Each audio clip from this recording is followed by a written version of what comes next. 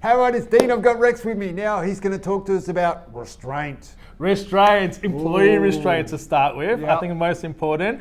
Your employees carry your flag. You pay them to get listings for you, to list properties on your rent roll for you. Yep. But if they leave, they may take your listings and may even take your property management parts.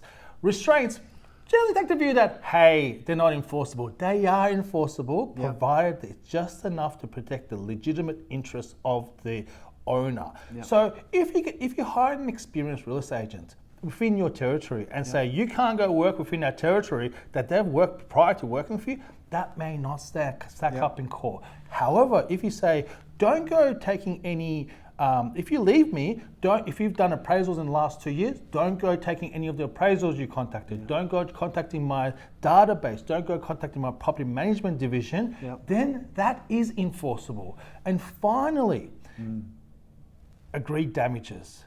The most important part, in my opinion, about damages, about restraints, is damages. It's sometimes very easy to prove, hey, if you work for me, you left, you've done the wrong thing, you breached my contract, you've done the wrong thing. But to convince a judge what that costs me in terms of my business is difficult.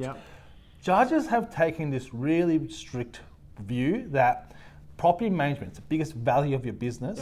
But if you were restrained from talking to my landlords for 6 months, which is a reasonable time, don't contact my landlords for 6 months. The courts, and then you go do it from day one. You go and steal my landlords from day one. And I'll sue you.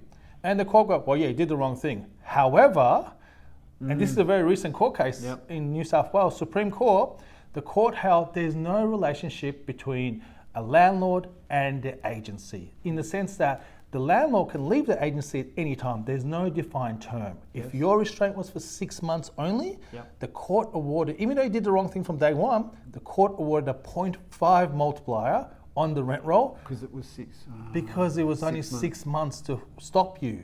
Even though in that case, and there's been several cases about it, there was a lot of expert opinions and witnesses about the value of a rent roll being 3 plus, 3 multiple plus.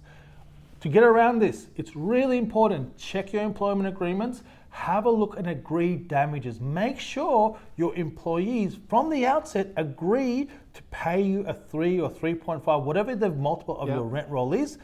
If they leave and done the wrong thing, they should sign from day one that they'll pay you that. When you go to court to enforce it, it makes your life and your lawyers, if you choose me, a lot easier.